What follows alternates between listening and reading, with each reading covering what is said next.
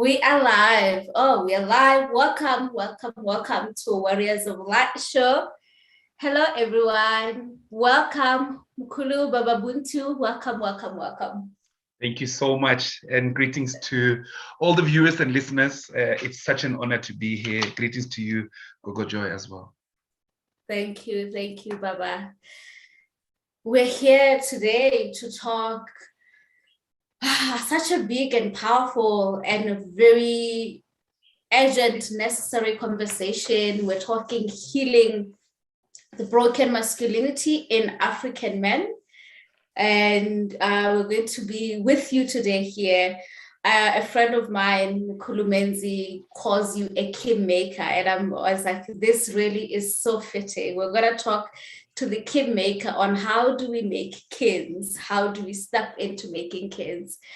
And yeah, I'm really excited for this and for everyone who's joining us. This show, we do it every Thursday, 5 p.m. CAT. It is our library of consciousness. We are here archiving philosophies, technologies, our spirituality, metaphysics, for us who are here to heal ourselves, to take the consciousness, the collective consciousness of the Black race and the collective human race to the next level. And we are going to be doing this through this process of archiving consciousness with expert leaders like you, Baba Buntu. We're so excited to have you here today. Thank you so much. Yeah.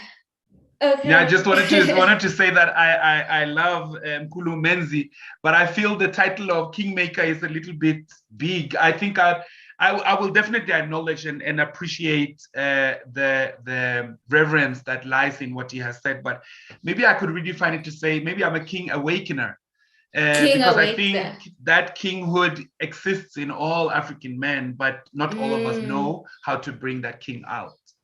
Wow, I love that. I love that. So Mukulu, let's jump in. I'm so used to calling people Mukulu, so you'll excuse me. No, that's absolutely fine. I accept. Yes. So King Awakening, how did your journey start up until this level where you are now doing this big work of awakening kings? Thank you so much, Gogo Joy, and thank you for the platform of the Warriors of Light. I really appreciate what you do for all of us. And I think there's many ways that I could weave the story of why I'm sitting here having this conversation with you. But I think I want to frame it around the start of our organization or company, Ebukhosini Solutions, which is a African-centered learning space in Johannesburg, South Africa, where we, over the last 20 years, have created a home base for those of us who feel very lost in this Eurocentric world and often do not know how to find home, especially in the space when we are just searching. We don't know exactly what we are searching. We just know that we are not happy with what has been presented to us so far.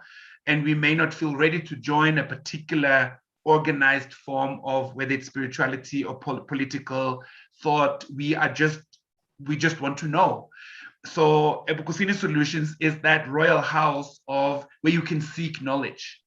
And within that, we do a number of programs, but I'm here to maybe share a little bit more from the experience of our work with men.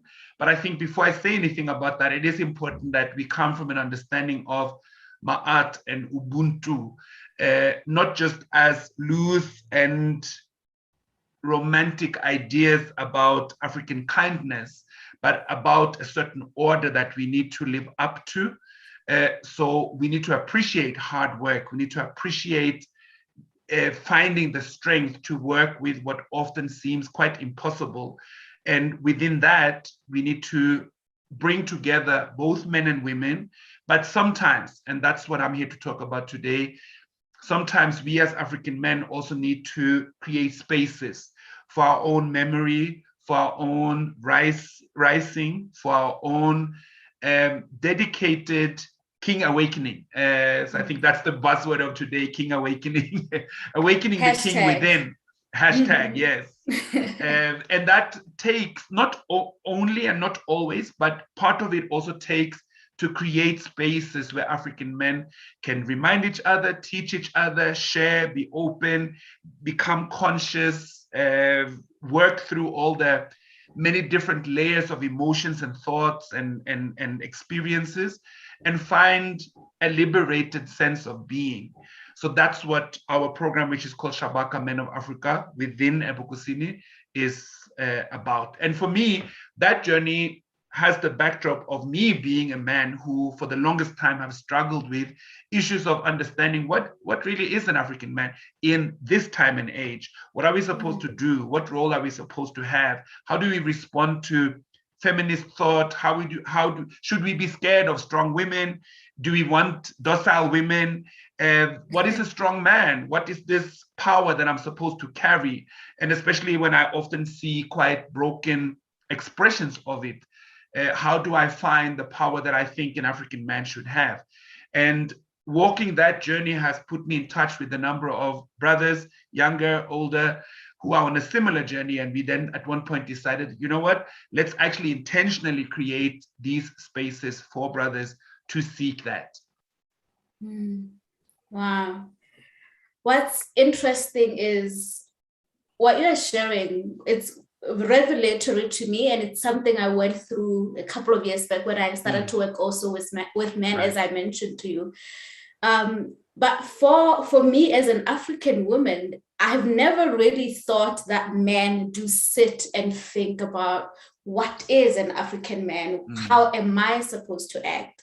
And there's just this disconnection that for us women, from the perspective of how we were, taught, colonized, programmed, made to think. It's as if men will not engage with such thinking, but also that there may be an imbalance within the man, that he even asks himself even such questions. So I find this very revelatory. Like it's something I keep. Every time I hear it, I'm like, oh, okay. So there is a deep awareness that there is a fragmentation existing for the modern man, where he's wondering, what is an African man? How am I supposed to carry myself? How do I create a life for myself as a modern man? True.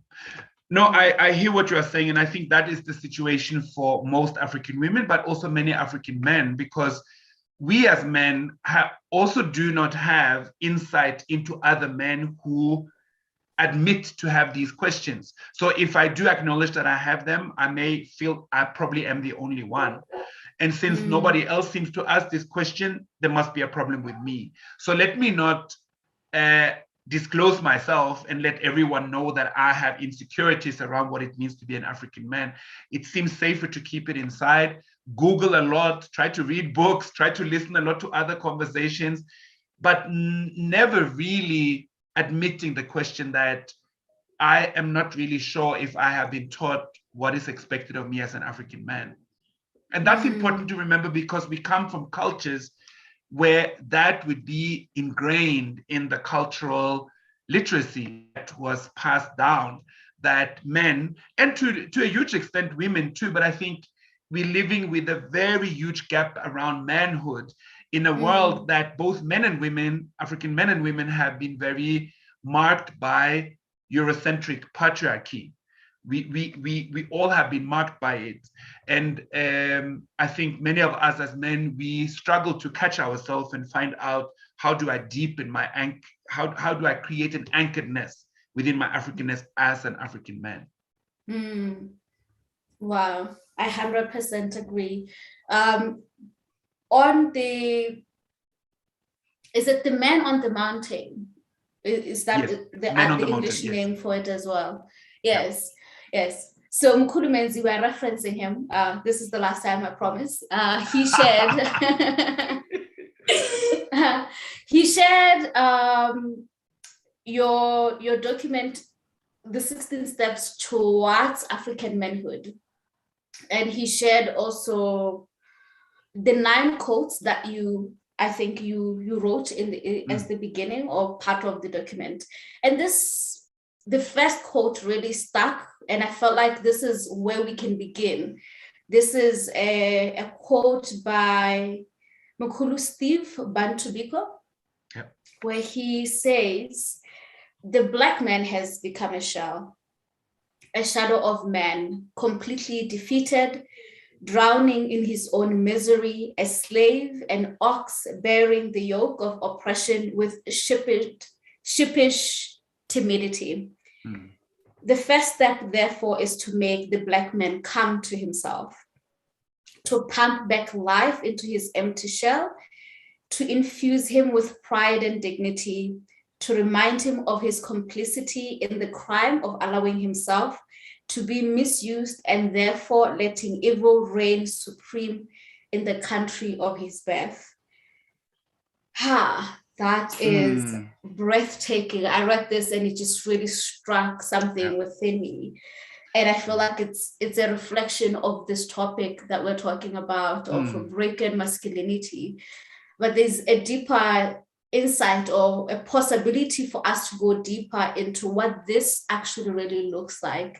What are your thoughts on this? And No, thanks for singling out that quote. For me, it's very telling and very descriptive of what many of us as African men feel, and maybe sometimes not consciously articulate. We may not always be aware of this, but I insist on using the word broken masculinity rather than toxic masculinity to describe the situation we find ourselves in as African men. And the reason for that is that my understanding of toxicity is that there's almost this notion that man in his natural state is fully a man, but then sometimes he can be susceptible to his desires and he can be led astray and he can be become or cave into certain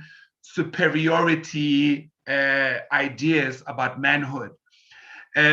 And if that didn't happen, the man in his natural state would just be fine. And I think it's deeper than that. I think it is that we as African men come from a culture that would shape and guide and allow us to become men, expect from us to be men, and also let us know what kind of expectations.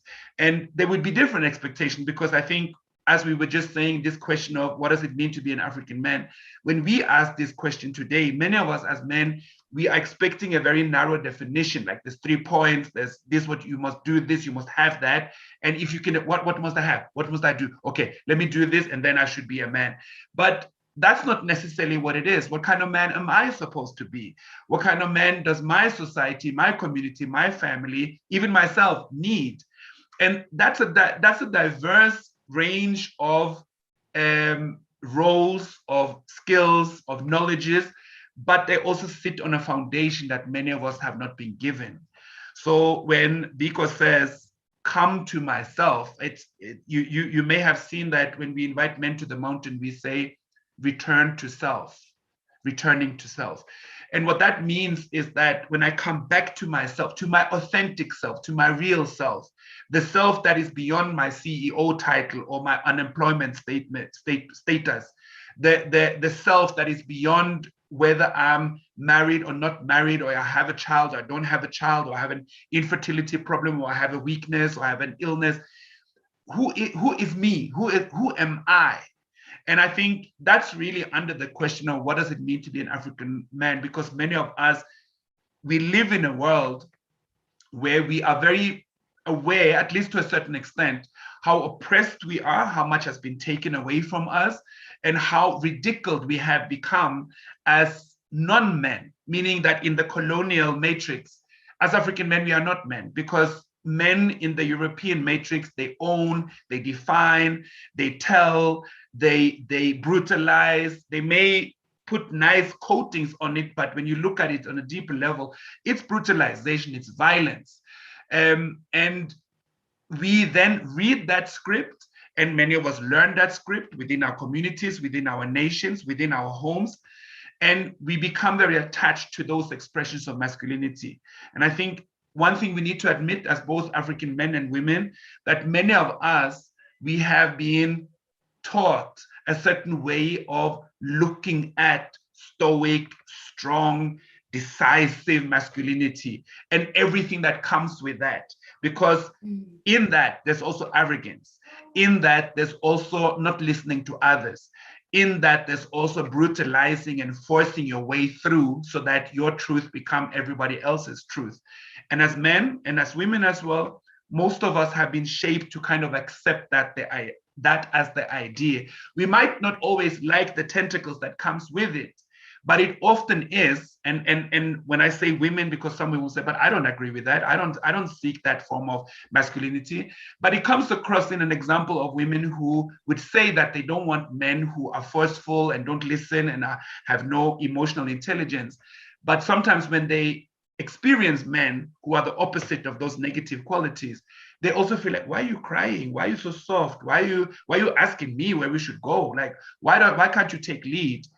And now men are confused, but isn't this what you said you wanted? Like, so what am I supposed to do now?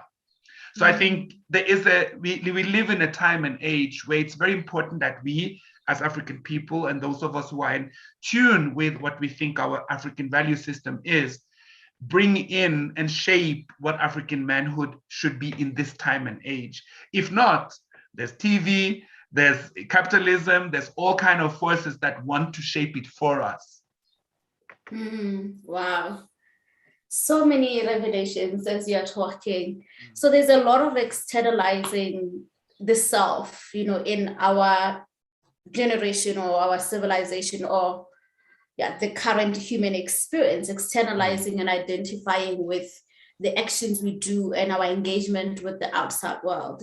So I'm here and I'm just wondering, so what are you discovering? I know it's a sacred journey that the men are taking with you on Men on the Mountain, but just as an outsider, I'm genuinely, and a female, I'm genuinely interested on what are you discovering about who men are really internally outside all these roles? Like, who are they? Like, all like to know. So, no, thank you for the question. And I think, so you mentioned Men on the Mountain, but maybe I should also mention that we have a number of other programs. We have the Black Men's Lekgotla, where we gather men in different townships and rural areas under a car wash, under a tree, on an open field, just to dialogue and just to have conversations. We have the teen talks for teenage young men, and we have a number of other interventions as well. But what I find across these platforms and the experience from it is that we are many things as men, but I think our immediate answer to who we are sits in a very uncomfortable place. And I have learned to start with the origin. So we start our conversations with men. Who are you? Where do you come from? How did you grow up? And immediately when you do that and men go back in their memory, sometimes, for instance, we do a memory journey, just ask men to be quiet and say, go back 5 years, go back 10 years, and then slowly and gradually allow yourself to go back to the first memory you have. Is it a pleasant memory? Is it a good memory? Is it one that sits within you as a source of pride and source of belonging? And then you find that more often than not, and it does happen that people also have good memories, of course, but very often there's a soreness or a betrayal or a form of being violated or not listened to or not feeling that you did belong or that you lived up to the expectations of your immediate family. That even from the age of 5, 6, 7, 8, 9, 10, you already start to carry a certain idea about yourself that I'm not enough. My parents or whoever is looking after me maybe wish that I was more, that I was better, that I was stronger, that I represented better values. So many of us carry certain, I'm calling them minus ideas, meaning that we shape ourselves as an identity of lack rather than what we have. But then as we grow, we learn to perform masculinity. So I may learn that if I speak in a certain way, if I push people back in a certain way, if I behave in a certain way, I may get some respect, I may get people giving me space, I may be able to impress women, I may be able to impress men. And what we learned through that experience is that masculinity seems to be a form of performance. So even if I don't feel like I'm a good man, an important man, a real man within myself, if I can get the world around me to believe my performance, that's what I'm going to hold on to. So that's why some of us need big cars. That's why some of us break down, because we don't have material assets that can impress other people, because we feel this is what I would need so that the world could acknowledge me as a man. So very many of us, we carry an insecurity, and we are very interested in, what do other men and women say about me when I leave the room? How do they see me? Do they see me as a real man? Is my life of any worth? Is anyone inspired by me? And very often we don't feel we live up to those expectations that may have been said to us or presented to us, or that we often have internalized and think that people probably want within our relationships, even with how we relate to our children. Many fathers feel that if my child really spoke their truth, they probably would have wanted a better or a different father.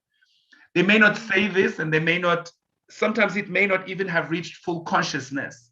But I find that when we weave deeper into the psyche and the spirit of a man, there are many minus points that come up about what they feel they are not. Wow. This is so profound to just see the multi-layers of pain that men are holding. Wow.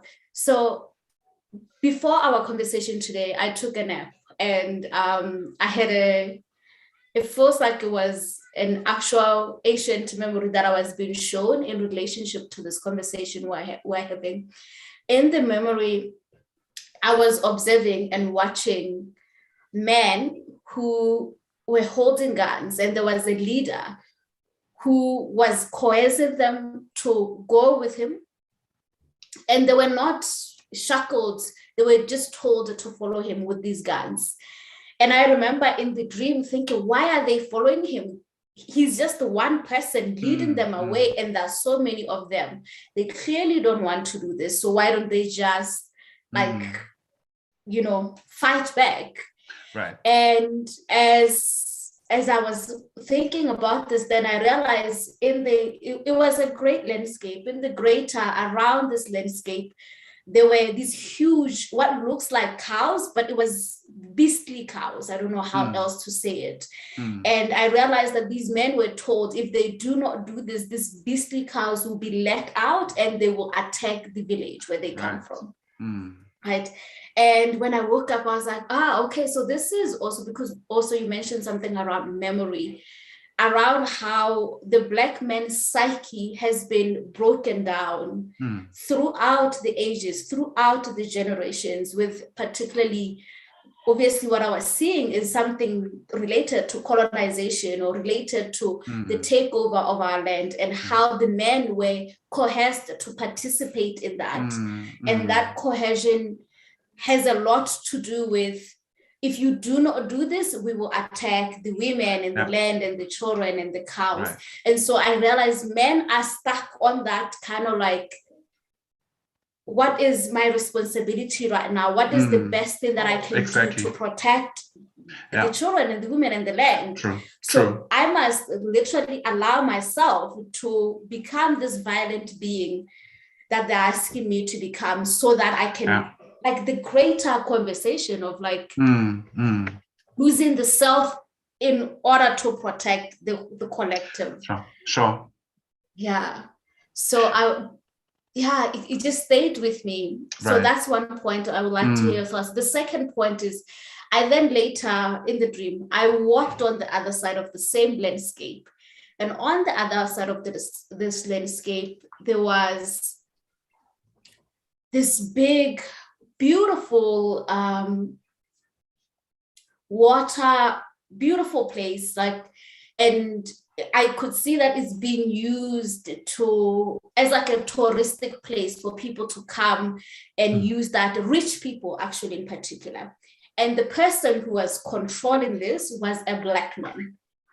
And then I was like, oh, so I'm looking at also the betrayal, where in fact, even the coercion that has happened in the past, there were where our other Black men betrayed their fellow brothers, and then their fellow brothers are coerced into the role. Like I was just looking at the many ways that the psyche of the man is being broken down. And I do want to talk a little bit about that, like how also memory, ancient memory, ancestral memory has participated in what we're seeing right now with the modern man.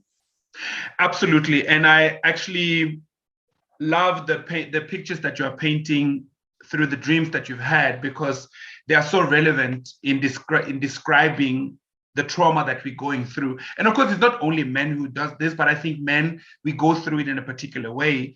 And if you think about it, the violations that are embedded within that, how do you train a man to be so fearful that he's not even trying anymore, for instance? How do you train a people to give up hope? How do you train a people to no longer aspire to be who they used to always be, and think of power as emulating and copying those who actually are oppressing us? So just think of the mindset we now have when we talk about good education. We know whose education we're talking about, and it's not our own. And we will say that without twitching. And if I say, you know, my child is in a good school, you may nod your head and say, yeah, no, that's great. And we're not even unpacking what kind of good school, whose school is this, whose education system are we buying into, and what does it do to our children? Good for who? So that's just an example. But I wanted to go back to the land, because we come from agricultural worldviews in which women had a very strong leadership. And we may have, in many of our ancient societies, still played roles of protecting societies, looking out for potential dangers. But the power didn't only lie in those positions that if you were visiting, you may have seen a leader standing, a leader saying, a leader talking. But our understanding of leadership at that time was not only that the person who talks is the ultimate leader. That person is probably speaking on behalf of someone else. So behind the man who may be speaking and giving some instructions sits a council of women who are empowering this man and telling him that this is your role, this is what you need to do. And also, should he fail to live up to the expectations to him, also take him away from the power position. And so our understanding of power, what I'm trying to drive at is, we now have the way we detect power is the person who stands in front of us. So we, for instance, talk about, we spoke about Trump's America. So we talk about Trump as Donald Trump is the beginning and the end of America. We talk about now Ramaphosa as the beginning and the end. We say Ramaphosa has said that there's now a lockdown. We personalize. We only look at one person, and we forget to look at what constitutes power. Who has advised Ramaphosa that this must be done? Who has told him that you can't say this, you must say this? Who has written his speeches? And when we understand the multiplicity of powers, and we understand the woman's central role in it, and when we can start to begin to see that position doesn't equal power, meaning what you see is not necessarily the most powerful.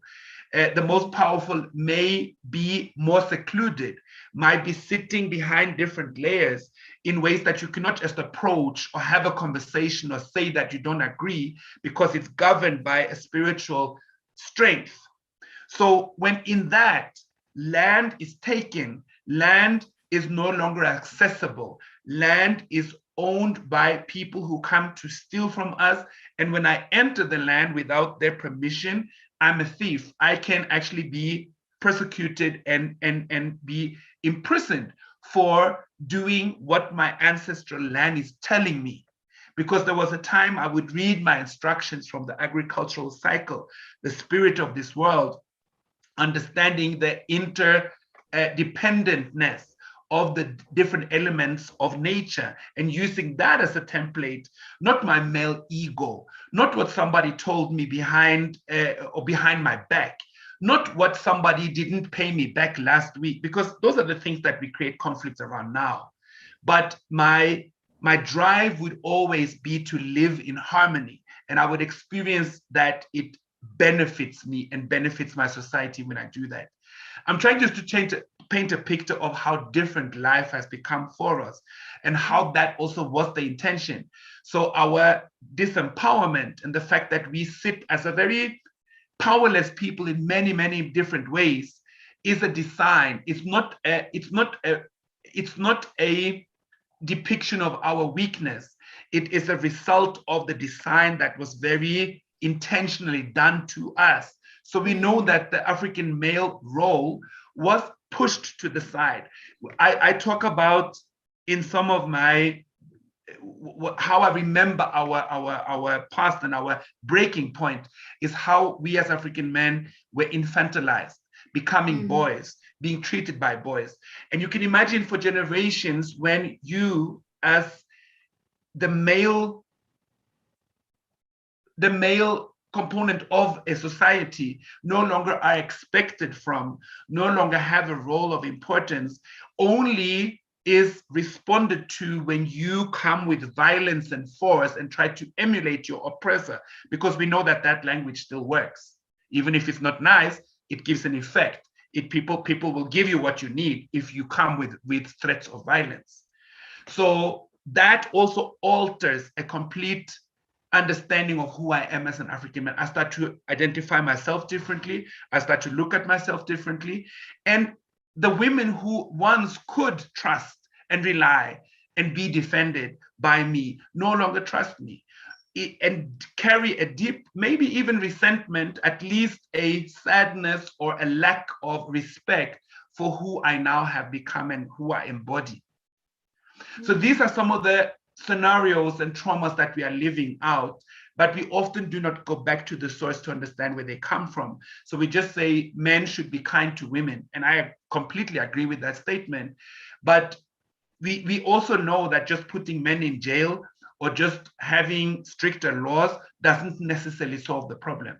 There's a breaking within us that needs to be unbroken. And that's a responsibility we need to take. We can't wait for government. We can't wait for WHO. We can't wait for the United Nations. This is work that we need to do right now. Wow. Wow. So yes, like Dumelo is saying, it is so multi-layered. It's so multi-layered.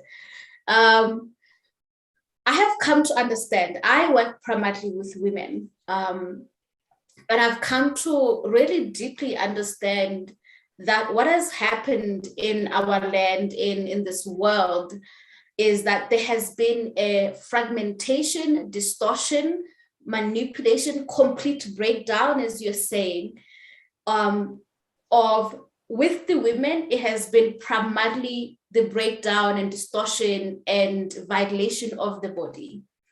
And with the men, it's been the violation of the mind. And once I came to this deep understanding that this violation, it has all happened to us, both men and women. It's just the different. And sometimes when we are talking about, everything gender, because the body, we can see that violation, it's easy to talk about it and to address it and to know what to do to heal it, right? So I'm just here thinking, how, for you in your work, how are you healing this fragmentation that has happened to the mind? And it has happened from one generation after the other, particularly for the Black men for the last 500 years, there's been an actual attack on the African psyche, men's psyche. True. How do you heal something that is not easy to see, because we can't see the mind. And so we have to do a lot of this unpacking as we're doing today. But how do we heal? How are you healing this? Sure. That's the question. Joy, thank you. Thank you for the question. It's so important, the way you ask it and the story behind it as well. But I want to say one thing in addition to what you said, is that there's also a bodily harm that is done to boys. And I want to explain it this way. As part of the Men on the Mountain and a number of other conversations we have as well, we ask men, what is your first memory that speaks to relationship, men and women, sexuality, intimacy? And you would be surprised how many men start their response to that saying, for me, it started when I was 6. For me, it started when I was 8. For me, it started when I was 5. And this is not, and some men, I mean, some you can see that they're really moved by remembering what happened to them. But some may even say it laughing, like, for me, it started when I was 10. Like, this woman just came and she said, undress, and I want to do something nice to you. And there is a man who has learned to carry that as a story of conquering, a story of having been given access, a story of feeling that I was shown the ropes early. So like when I really wanted to go out and have relationships, I already knew what I was doing. And carrying that as kind of a power story, when actually that is rape, that is molestation, that is complete an attack, just like it is to women, of course. I'm not trying to single out that one is worse than the other, but I think to the extent that we now are beginning to tell more stories about how women have been violated, we still have a long way to go to also bring in the stories of how men have been violated. Because some of us, and we see this especially on Men of the Mountain, some men would come up to me afterwards and say, you know what, I never thought of myself as having been violated. I never thought of myself as, and when I look back, I now understand how that situation confused me, how I then went out and had ridiculous relationships trying to undo the pain that was done to me, even in situations, and I think this is something that we have heard a number of sisters talk about, but not so many brothers, the pain you carry when something like that is done to you in intimate relations between an older and a younger person, meaning there's no threat necessarily. There's not, I'm going to kill you if you say anything. Just wait what I'm going to do. Like, it's not necessarily that form of violence. It's done softly. It's done in ways that the child may feel a certain sense of confusion, but not directly violated and threatened and I'm going to die if I do. Like, you understand? Because at least that story, it probably comes to your consciousness quicker that this is not safe. This is not probably something that should happen. But the confusion when it happens in softer ways, if that even is an expression, it's so horrible to talk about it in this way. But I understand. Exactly. But you may then, which often is the character of having been victimized, you start to blame yourself. I must have put these signals out. This adult must have found me wanting this. So I just wanted to preface that with what we need to heal from, because for many men, the journey starts there. How did I wake up to my own understanding that I'm male? How did I wake up to my understanding of being a sexual male? And what did I do with what I found? Most men that I have listened to have quite horrible experiences, even when it isn't directly a violation or a molestation, but do not necessarily have nice experiences from the first time they were intimate with a woman, which is interesting because that's what women tell us as well. So men often walk away. Remember what I said about performance. So as a man, I may not have liked or maybe not even understood what I did the first time I was intimate with a woman, but I've done it. And now I'm really a man. So I'm going to beautify the story, go out and tell my guys how I did it. I put it down. It was like this, it was like that, and get the admiration. So just to come to your question now about healing. It starts with what I'm saying now, to go back and cleanse the stories of shame and violation. And I mentioned those stories to say that some of us as men may not even remember that we were violated, even when we actually were. So just that, to bring that to a certain awareness and consciousness, to repair brokenness, because we as men, as boys, we often have, we quickly develop a subconsciousness that we can probably not be everything in the world. What we can be maybe is basketball stars, is rappers, is dancers, is entertainers. Black entertainers work. And as much as women are impacted by that, men are also impacted by that. You know how many boys say they want to be a soccer star, and there's nothing wrong with playing football or playing soccer, but often it speaks to the limitation that we feel the world is offering us. So few of us at an early stage think we can be much more than what we have seen other Black men do. And if that is quite restricted, that may also be the limitation of our own aspirations for what I can do in this life. So a very important healing element in how we engage as men is to mirror each other, to listen to each other's stories. Because most men, I think, when they wake up the day they are going to a Shabaka event, and knowing that this is going to be a deep conversation, probably tell themselves that I'm not going to go that deep. I'm just going to listen. But as they go into the space, as they are probably a bit surprised by how open other men are, they find themselves wanting to talk. They find themselves, wait, I'm not finished. Can I also add something else? Like they want to talk. They want to purge. They want to let their burden down. And for me, that is a part of healing, when you can separate what was done to you and who you really are. And understand that some of the actions, be they shameful and not pleasant and nice, but when you can trace how they became part of you, and you can understand that that is something you can separate yourself from, then you start to also be able to rescript yourself. So you're not just a weak person, you're not just an angry person, you're not just a dominating person. You realize that behind my dominance is fear. And I can locate that my fear is from my mother and father shouting at me all the time and always feeling that I was less than my bigger brother, for instance. Now I'm getting a map to start to understand where the healing must be done. And then depending on your story and what your story has done to you, you can now start to consider, should you write? Should you seek counseling? Should you go on a program? We also design programs for people that could include fasting, meditation, reading, writing, talking to people, spending time in nature, to offload and to really rebirth yourself. That was one of the elder brothers who came to the mountain on Saturday. He said, in a very triumphant way, when he was giving his review, he said, "I'm born again today."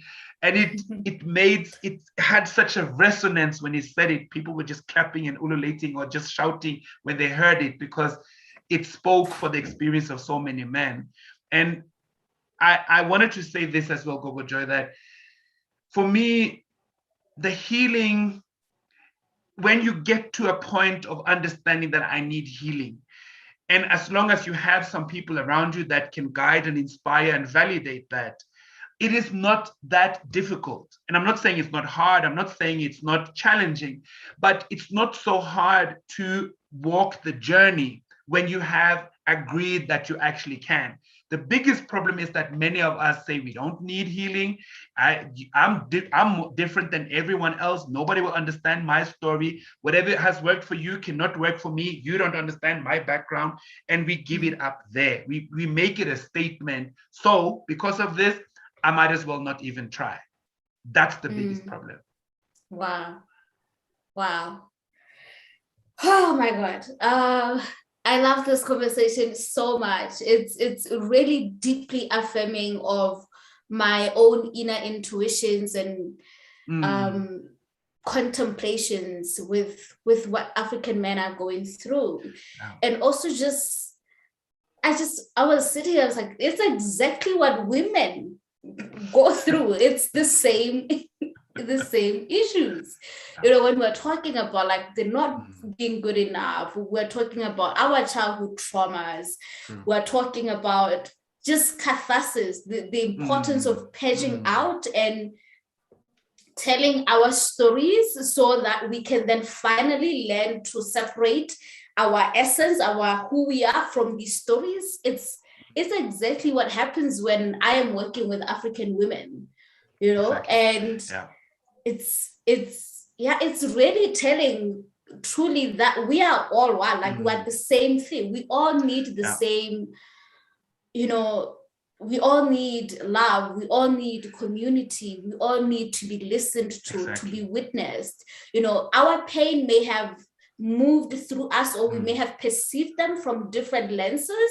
Because when we were talking about, yes, what Tumi wrote here, the sexual misery program, for a lot of us, we think that the sexual misery is happening in women, but it's happening to both genders. And that misery for the women, it may be easy for us to talk about it, because it comes with a certain level of unsafety, like you mentioned. Like there was this literal violation because I said no, and there was a violation, and there was this power frequency with it, which may also come based on the differences of our bodies, you know, because of the action itself looks overpowering. And then how for the men, the identifying that they are actually experiencing a violation, or that they exist in a sexual misery frequency. It's not easy to perceive that. And it's because of how that safety was actually in the mind. And it's not easy to track and see that sense of unsafety. Exactly. It's the same thing. It's just from different lenses. It's true. Big revelation and affirmation from what you're sharing. And exactly because of what you say there, that there's so many commonalities. They may sit differently, they may be experienced slightly differently, but there's a lot we have in common. And I wanted to mention this as well when you talk about the healing, because the healing is not complete until we as men also can relate to women. And I'm not talking about intimate relationships or romance or couples now. I'm talking about relating to sisters. And one intervention we do, we call it Black Love, where the whole point for both men and women is to listen to the opposite or to the other gender. And when women talk, men are asked to be quiet and just listen, not help the conversation, not guide the conversation, not say things like, maybe what you're trying to say is, not say things like that, just listen. And they can ask questions, of course. What do you mean? Is that something that all women experience? Do you think all men are like that? Of course, they can ask questions like that, but listen, because I find that a very important exercise that we need to do as African men is to, at least in our mind, try to understand how we would have experienced this world if we were living in the bodies of women, if we were treated the way that African women are, if we were cast in history the way that African women are, so that what we sometimes get to call women being overly emotional, talking too much, being interested in material assets, we understand that whenever that is true, and that of course is not in every woman, but if it comes up, just like we have a number of problematic things that have come through us as well, it's related to the disempowerment that has been done to us for generations. It's you know, I ask young people, who do you look up to? Let's say a young couple that feel they are ready to get married. And I'm asking, how many couples do you know that you can visit and spend time with, that you feel this is an example of the love that I'm looking for?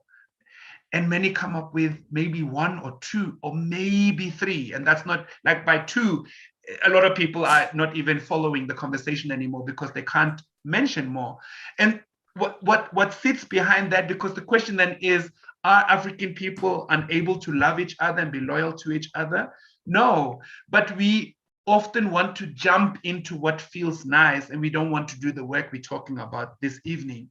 And that's something that I find that as African men and African women, even when we want to go into relationships, understanding each other as brothers and sisters, but also when we want to take relationships further, these are the conversations we need to have.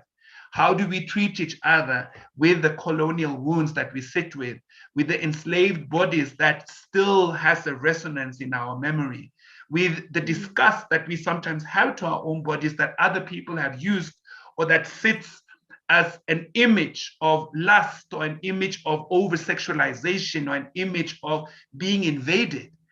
And we haven't gone through that. So we just want to jump all of that and just have a nice time. So I feel that for women and men, we need to be guided into how we treat ourselves and also each other as wholesome beings with the history that we have. So that means we also need to do just like you are doing, Gogo Joy, and you are showing us the way by creating platforms where you center the African experience. Some people will say, but you are essentializing. Why can't you just invite other people too? Why do you always have to be so obsessed with race and culture and identity? That was not our choice to make. It's not even in my nature that I want to be obsessed about color and about race and about identity, but I have no choice. I sit within this particular history that I cannot change, but I have to do something about it. And that means I need to understand what it did to me. I need to understand the marks and scratches and blemishes that are on me, in me, and around me, so that I can actually find the healing and then start to walk a journey towards my liberation and our collective liberation. Wow. Thank you for saying that, Mukuru. Thank you for saying that, because it's actual conversations I've had with, my own inner counsel, and the source of this idea of warriors of light. I was like, but why African? And it just refused. And it's exactly what you are saying, because for us, people who are on the path of healing themselves, who are trying to create a different experience, it's impossible to do this work without decolonizing, deconstructing our history, deconstructing what has happened on a physical level, to the land, to the physical Black body, as well as on a psychic level. It's literally impossible. We can't do it. And it's not even about like the pointing fingers, pointing that, the men are doing this to the women, or this race is doing this to the Black race. It's about trying to understand the picture, what has really transpired on a deeper level than just, men are abusing women, or, this race is abusing this race. Exactly, While those are the stories we're seeing, there is a deeper terrains that are running through all of that, which we need to map in our healing, so that we can actually truly liberate. Because I always feel like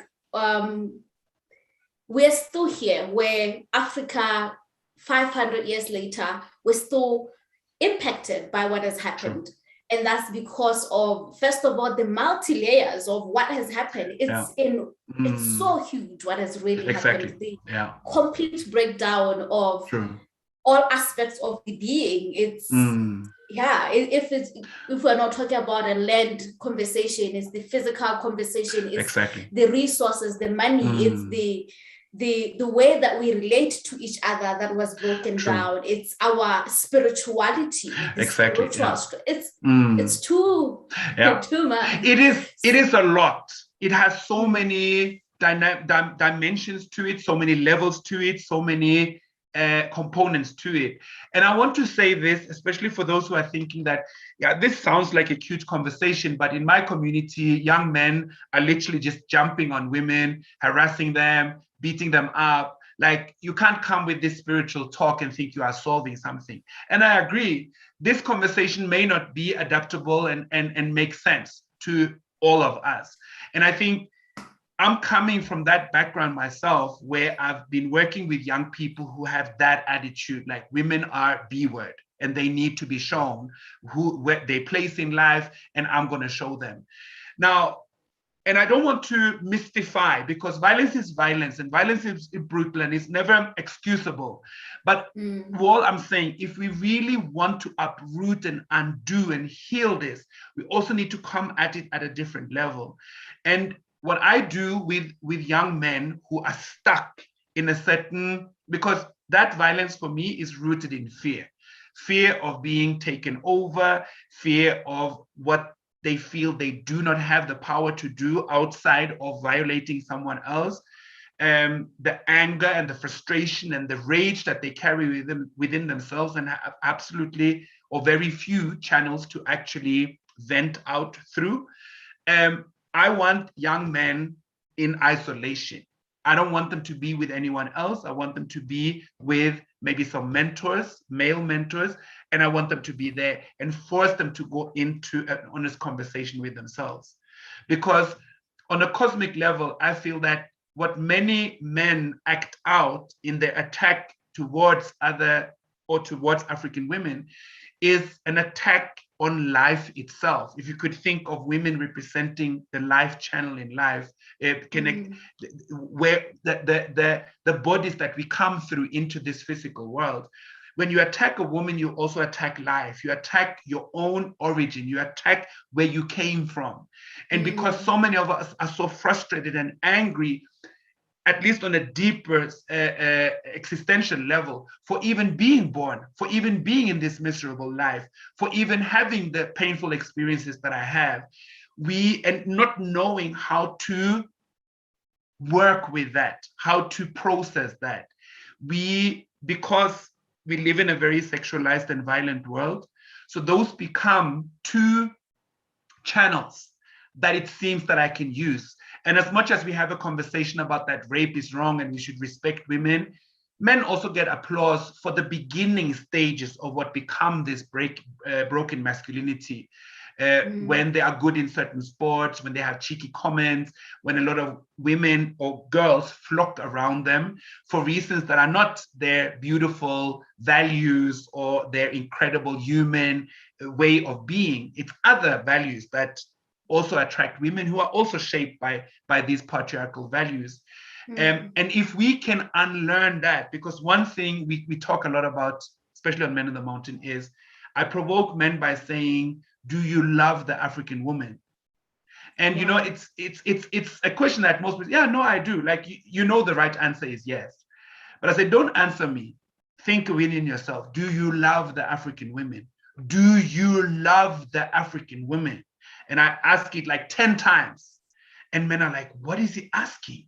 And as they think, of course, it's different from individual to individual, but many start to think, you know what? I don't think I love the African woman. I don't think I adore her and respect her, other than when she has something to offer me that speaks to my desires, because that's what I've learned. I haven't seen men respecting women, and if I do, it often comes in the shape of somebody who's weak or cannot speak up or allows himself to be rushed over, brushed over, and that's not what I want.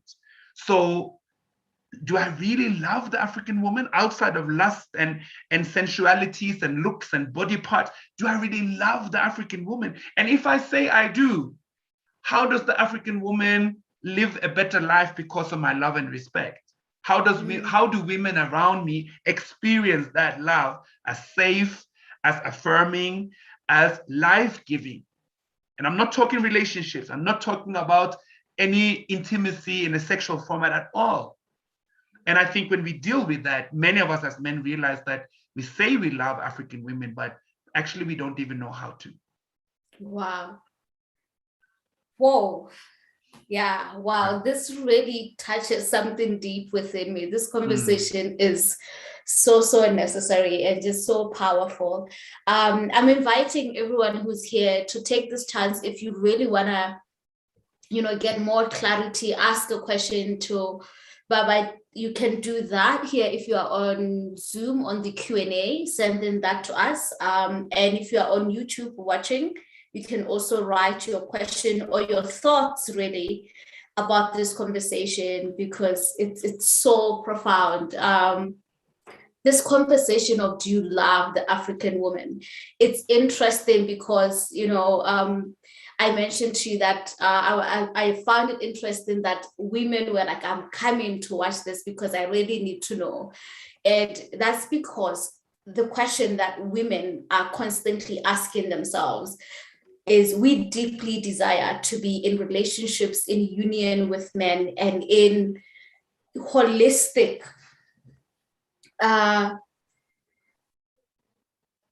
no worries, Baba, I will tell you the questions. I will read them for you. Yeah. Okay. Yes. So women deeply desire to be in healthy relationships with men and so on. And this is also just maybe a limited perspective, but it often feels like there is an imbalance where the women feel like they're doing the healing and preparing themselves to be the best, organic, natural aspects of themselves. But this is not really happening with the men, which creates a little bit of a gap where we're like, I am looking for a certain kind of union and relationship, but I'm not finding it. right? So this conversation of Black love, like Mm. this is also another pain that women are going through, where it just feels like you mentioned, that one or two people who are, you know, holding the standard of a holistic, divine, beautiful love. And so that discrepancy is something that you are engaging with as well, like literally Black love relationshiping with women and becoming these men who can really love us and hold us in ways that are in alignment with the divine masculine, the kings, you know? Exactly. And you know, some of us as men, we say, you see me, I want a real queen. But the question is, am I a king? Because why would a queen want to be in a relationship with me if I haven't shown her that I'm working on my kingliness? So I think that inner work, and I would say on both sides, because I think women have been much bolder and much braver in having conversations with themselves, accepting imbalances that they now work on. But as much as we talk about broken masculinity, we also need to talk about broken femininity, because women have not been allowed to be strong women. And that's a colonial script in itself. Our oppressors come from a culture that were fearful of strong women. If you remember back in the day, they used to even burn and set alight women who were strong, women who had visions, women who had wisdom for the nation were seen as the absolute bottom of society and the most feared women, and they had to die. So they also taught us this fear of women, and we have now internalized this into our religious scripts, often into our cultural scripts. And this is dangerous, because sometimes we feel we are talking African knowledge when we use our indigenous languages, but we might as well actually just regurgitate values that don't even represent us, even when we speak a language that clearly defines us. So when it comes to your question about Black love, so I mean, I do see female clients, and I have conversations with women, and also we walk some healing journeys, but my wife does, between myself and my wife, I work a bit more with men and she works a bit more with women. And often that is also because it's orderly. It is easier to identify with somebody who has a similar gender experience. And it doesn't stop and define everything there. There are also very useful and important learning journeys and healing journeys we can walk when there's a difference in gender. But I think when you go very deeply, and I say this to many male therapists and healers and spiritual diviners, that you need to be very high in your kinghood when you deal with female clients, because in that relationship, some of us start to misinterpret what is happening. Some of us get lost in the connection that is created. Some of us, because and I think many of us who have chosen to live a more conscious understanding of what it means to be African, also realize that we don't have 1,000 friends. When we are looking for relationships, it's not a lot of people that we feel are available or relevant for us to get to know deeper. So we also carry a certain loneliness. We also carry certain wounds, wanting to have a symbiotic relationship with somebody we can really resonate with. And I think if we don't check those parts of ourselves and we go into and administer healing and we haven't checked that, it can blur and confuse the conversation. And as much as that is about a therapeutic relationship, I feel it's kind of similar also when we meet as men and women outside of that, because we are supposed to heal each other. If I understand and if I've spent time listening to African women before I'm even engaging on a deeper romantic level with one, I would know certain questions to ask. I would know certain gifts to give. And I'm not talking physical gifts now. I'm talking about space. I'm talking about time. I'm talking about intimacy that is not even physical, because I understand that an African woman would have gone through certain experiences that I need to be a reflective mirror and part of the healing for. And if she has walked that journey as well, she will also understand how she can do that with me. I think what we don't do well, Gogo Joy, is we are not so good at detecting who is really a partner for me.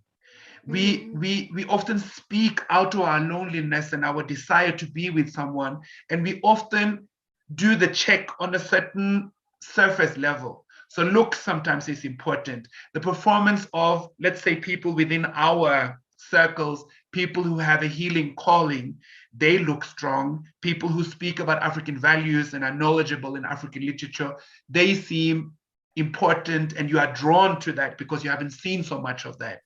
But what are you saying about where's the level of respect? How do you find out how respectful a person is? How understanding is a person? Away from books and knowledge and healing, what is this person really about? How does this person show that they care? Even about people around them.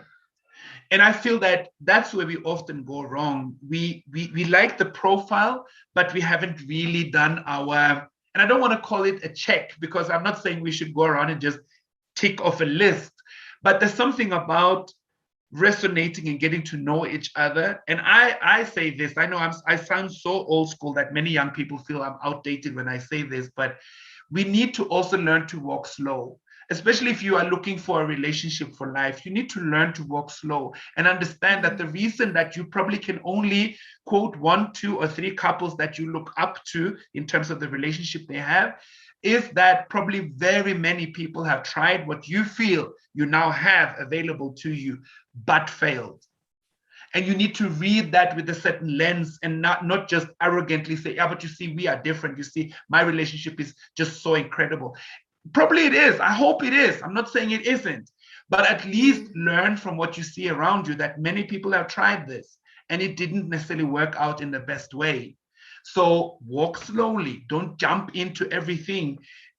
Cherish friendship. I mean, before anything, as an African person in this world with all that we carry, we need good friendship. We need good conversations. We need to be understood. And yes, we need a whole lot of other things too, but that will come when you have kind of covered a certain foundation. So for me, foundation building is very important. Wow. Yes, yes. Wow. Okay. There's just so much. I think Dumelo has said it, like the level of integrity with these teachers, it's just on another level. What I have found when we're talking about the list, because the list is something that I don't know the experience of the men, but for us women, it's a big part of like, how do I assess if he is the one that I am meant to be with, you know? And from my work as someone who is like a psychology background,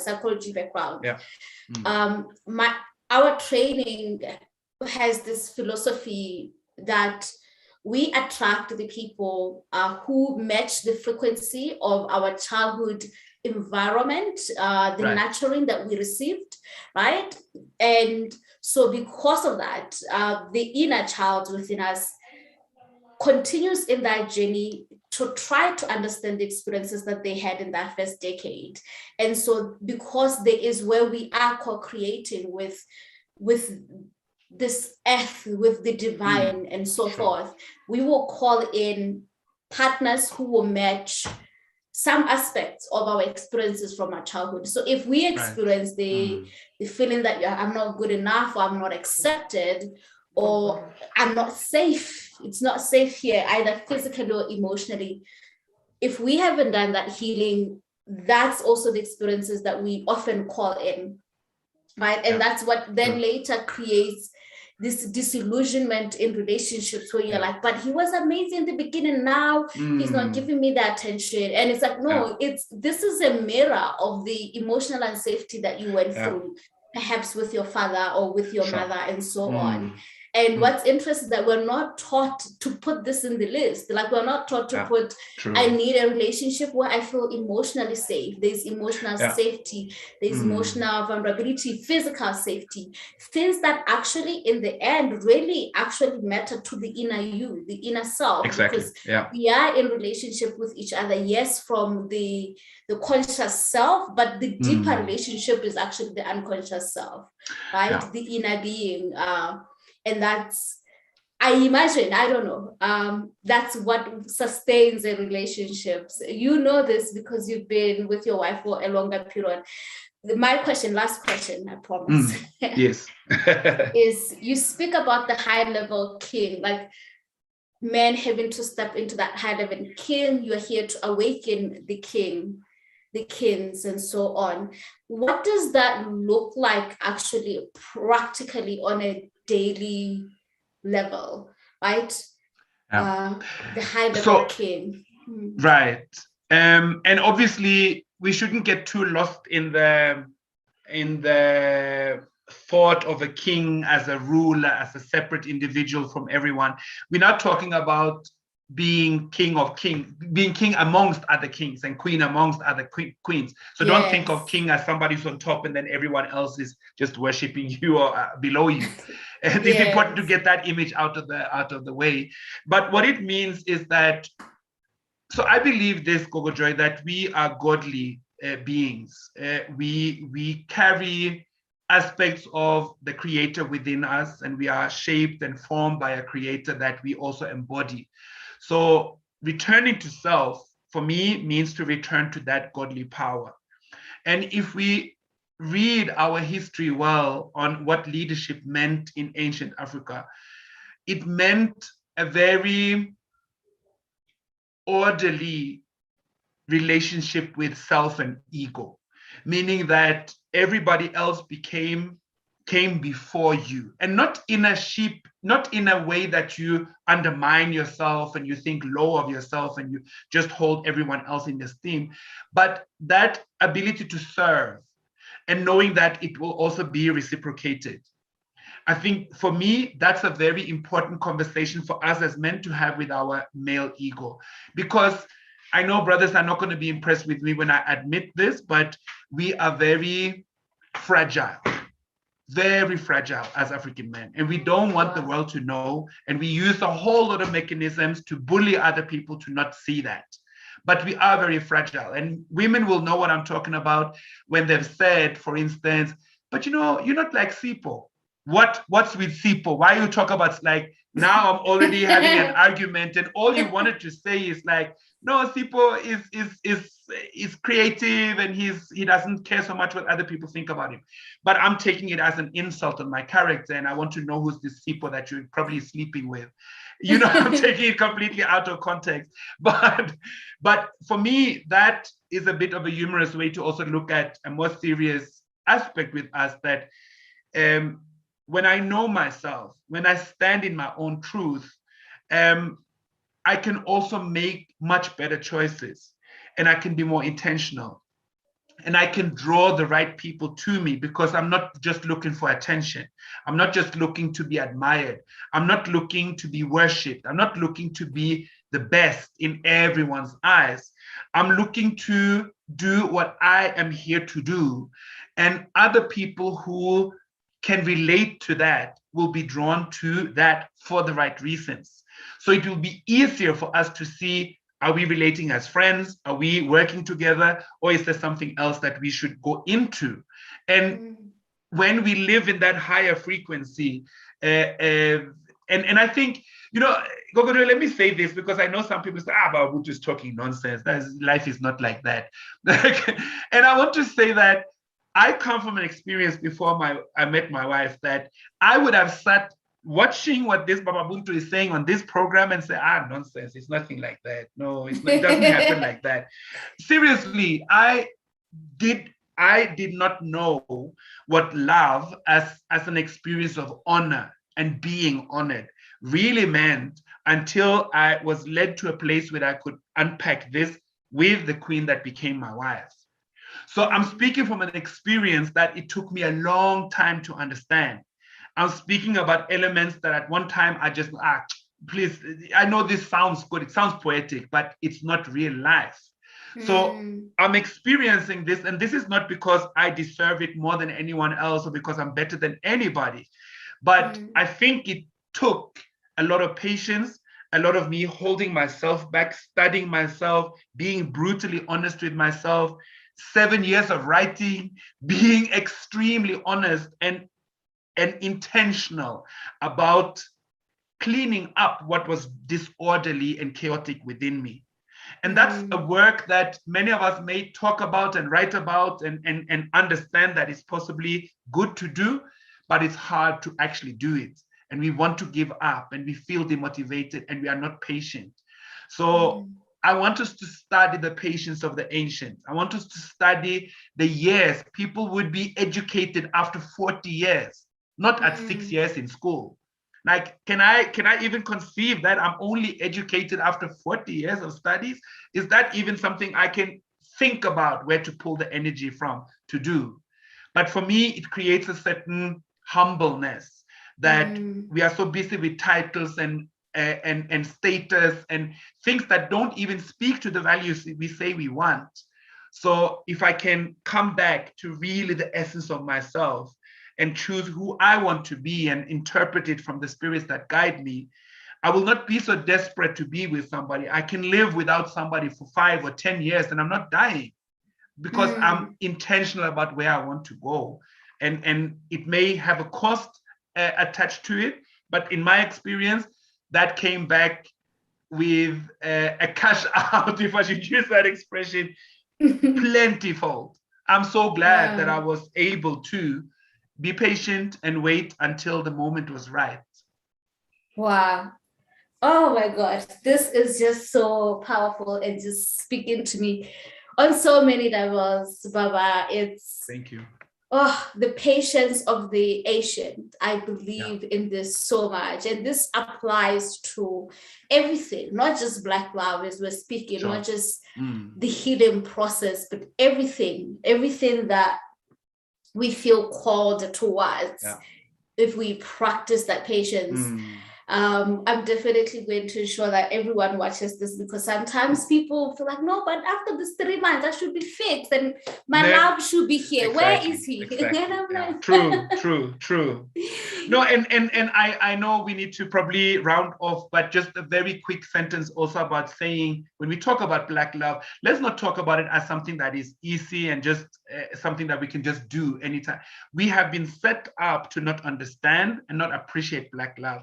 To actually love a Black person is difficult because you also, yes, maybe there's a certain physicality that you like, there's a certain status and profile and skills that you really admire, but loving a Black person is also to getting in touch with what makes you defeated about Blackness, the powerlessness you feel within Blackness, our story that is not even written in this or presented in this world, the non-beingness that Blackness represents in this world. So when I say I love a Black person, have I really gone into heal that brokenness? Have I understood what that is? Because when I haven't, there's also something about a Black person that I, on a deeper level, do not resonate with, may be hateful towards, may quickly be disappointed when I see aspects of, because it sits also as my pain. So when we say Black is beautiful, yes, that's true.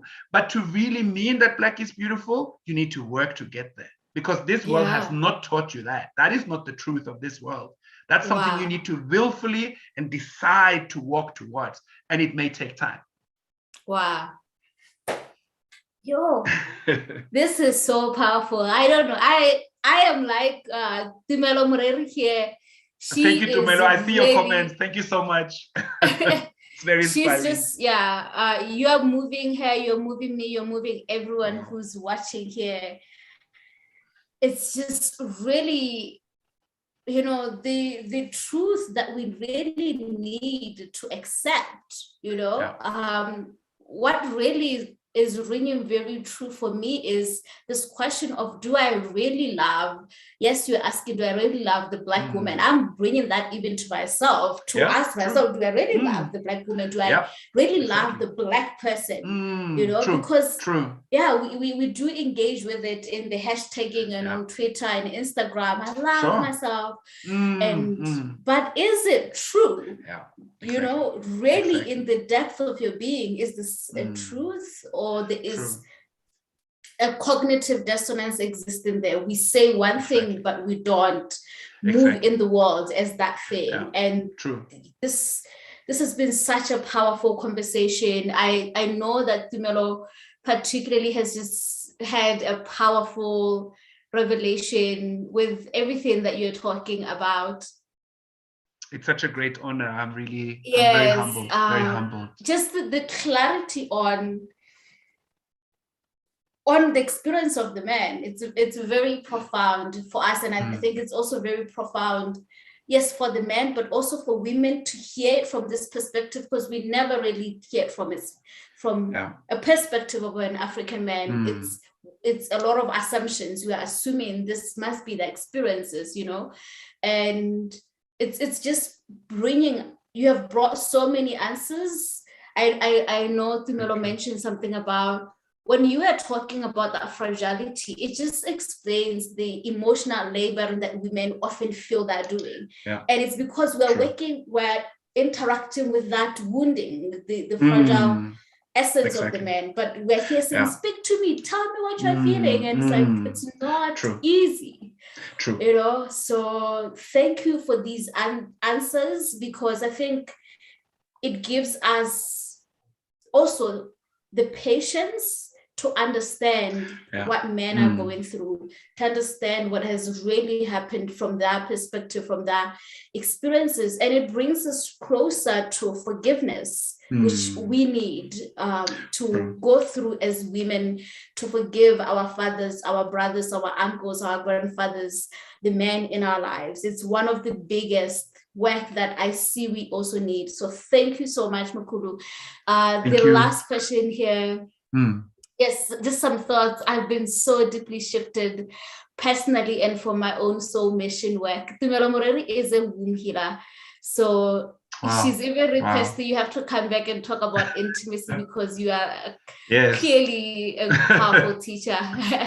Thank you so much. Nalo is asking, can you share more, Mkula, about like the packages and programs that you do run, and how people can access these works and the prices, if that's possible?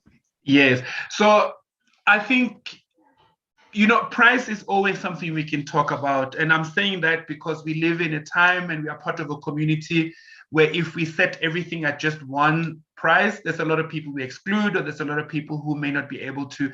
And I try in all my works to be as available as I can. So that means if you, for various reasons, do not have any financial means, that shouldn't be the end of our conversation. But we will structure something around the means that you have. That's what I'm trying to say. I engage on different levels. I wasn't so fond of it, but I'm beginning to enjoy and see the meaning in it more as I go. I do online counseling, virtual counseling. I do invite communities and organizations and people to invite us. And when I say us, for instance, when we do Men on the Mountain or Black Men's Lekgotla, it's normally myself and one or two of the young men who have been part of the work for a while. And that's a principle I always carry, that I want young people I spend a lot of time with young people, and the energy that people pick up from me in the way I talk is a direct result of me having ongoing conversations and dialogues and relations with young people who inspire me so greatly. And sometimes I look to them as my leaders, because if I don't make sense to young people, if what I say is not adaptable to the lives of young people, I'm not really speaking to the future. I'm not really speaking to where we need to go as a people. So they need to guide me to that. So I need to be able to listen and pick up and be sensitive to what young people go through. people can invite me as a speaker or as a presenter or as a facilitator. And me and my wife, we have for some time had conversations with couples together. So both me and her, we go through a process with couples. We are now wanting to do more work on and with couples who have been in or are in life relationships, meaning they are married or they have come together to be together for life. And so we also do couples retreats. We are beginning to do retreats, longer retreats, because Men on the Mountain is one day, but we are also beginning to do work that takes longer time, so a weekend, a week. So I think people who are interested in knowing more, they should contact us, and I can give the contact details, and then they can tell us what we are interested in, what they are interested in. The thing, Gogo, Joy, is that yes, we have some packages and some programs that we do, but the thing is, people are different, communities are different. And my job as a good facilitator, if I can call myself that, is to also understand the needs of your particular organization or community or issue that you present to me. So if I just said that you need to choose between these 4 packages, I'm really not listening. I'm really not serving the need of you as an individual or as a group or as a community. So I'm saying this to say that you can have a conversation directly with us. And our WhatsApp number is +27 74 690 4012. That's +27 74 690 4012. And if you forget or you couldn't write it down, just look for Baba Buntu on Facebook or Instagram, send us an inbox, or even look for Ebukhosini Solutions, and you will find us and you'll get in touch with us and let us know where you would like us to help. We would really want to hear from people.